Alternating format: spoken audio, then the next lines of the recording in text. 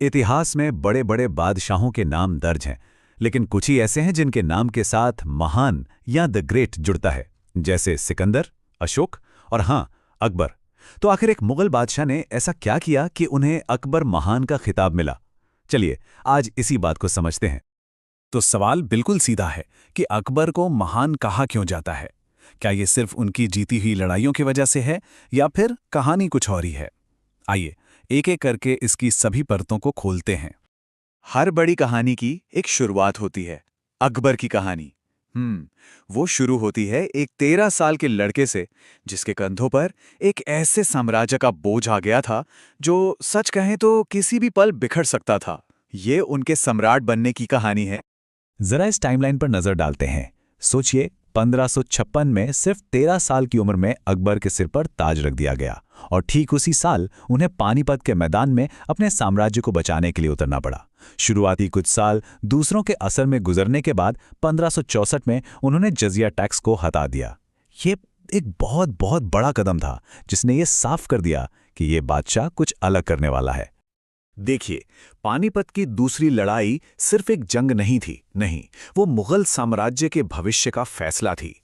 हिमू के खिलाफ मिली उस जीत ने भारत में मुगलों की जड़ें मजबूत कर दीं।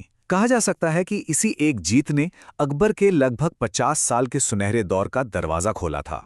तो नींव तो रख दी गई थी, लेकिन अब उस पर एक बहुत बड़ी, एक मजबूत इमारत खड़ी करनी थी। अब चुनौती सिर्फ जमीनें जीतने की नहीं थी, बल्कि एक ऐसा सिस्टम बनाने की थी जो सदियों तक चले। और यहीं पर हमें अकबर की असली काबिलियत देखने को मिलती है। अकबर की जीतों की ये जो लिस्ट है ना, ये काफी लंबी है। मध्य भारत के मालवा से लेकर पश्चिम में अमीर गुजरात तक, जहां से समंदर के रास्ते व्यापार होता था, हल्दी घाटी जैसी मुश्किल लड़ाइयों से लेकर उत्तर में काबुल और कश्मीर तक, उन्होंने साम्राज्य को हर दिशा में फैलाया। ये सिर्फ जीत नहीं थी, ये पूरे भारत को एक शासन के नीचे लाने के एक बहुत बड़ा सपना था। लेकिन इतना बड़ा साम्राज्य जीत लेना एक बात है और उसे संभालना, उसे चलाना बिल्कुल दूसरी।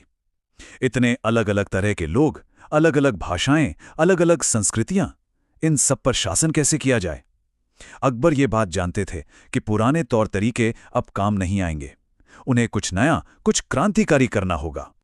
और इसका जवाब था मनसबदारी सिस्टम। ये वाकई एक जीनियस आइडिया था। सोचिए, एक ऐसा सिस्टम जो सेना और सरकार दोनों को एक ही धागे में पिरो दे। हर बड़े अफसर को एक मनसब यानी एक रैंक दिया जाता था और उसी रैंक से उसकी हैसियत और उसकी जिम्मेदारियां तय होती थीं। इसने पूरे साम्राज्य में एक तरह का ऑर्डर और जवाबदेही का सिस्टम बना दिया। और ये सिस्टम बहुत ही स्मार्ट तरीके से बनाया गया था। हर मनसब के 2 हिस्से होते थे, जात और सवार। जात से अफसर की पर्सनल रैंक और उसकी सैलरी तय होती थी। आसान भाषा में कहें तो ये आज के पे स्केल जैसा था।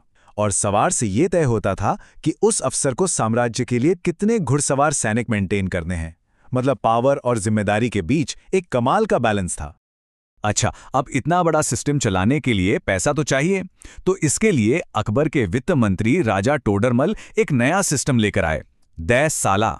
अब टैक्स हर साल की फसल देखकर तय नहीं होता था, बल्कि पिछले 10 साल की औसत पैदावार और कीमतों के आधार पर तय होता था।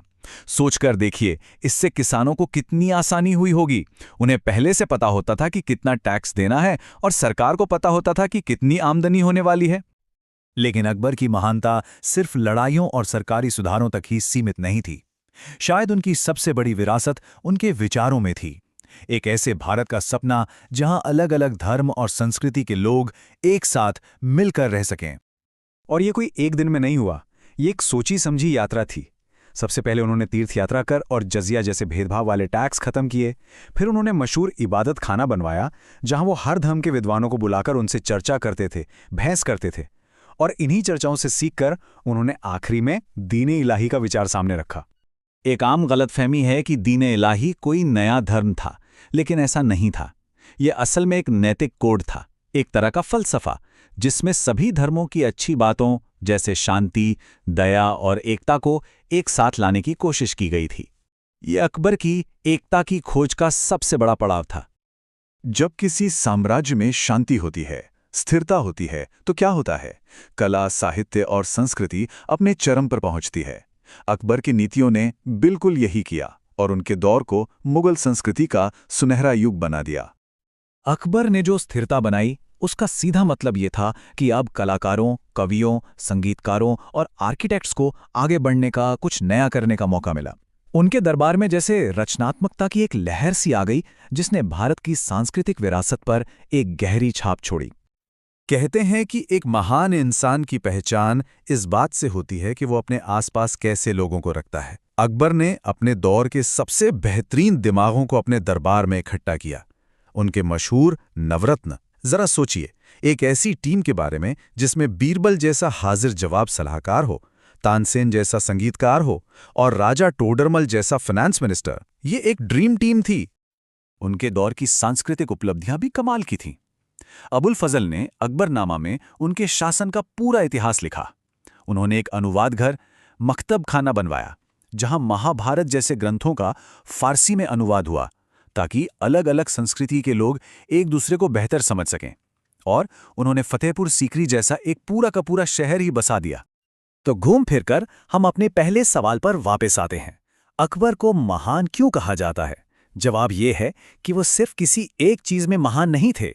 वो एक बेहतरीन सेनापति थे, एक लाजवाब एडमिनिस्ट्रेटर थे, कला को बढ़ावा देने वाले थे और एकता का सपना देखने वाले एक दूरदर्शी शासक थे। उनकी महानता इसी कॉम्बिनेशन में है। और ये हमें एक आखिरी सवाल पर छोड़ जाता है। आज की दुनिया में जहां हम अक्सर बंटवारे और मतभेद की बातें सुनते हैं, क्या अकबर की एकता की नीतियों से कुछ सीखा जा सकता है? सदियों पहले एक शासक ने इतने सारे लोगों को एक साथ जुड़ने का सपना देखा था। क्या उनका वो सपना आज भी उतना ही जरूरी नहीं है?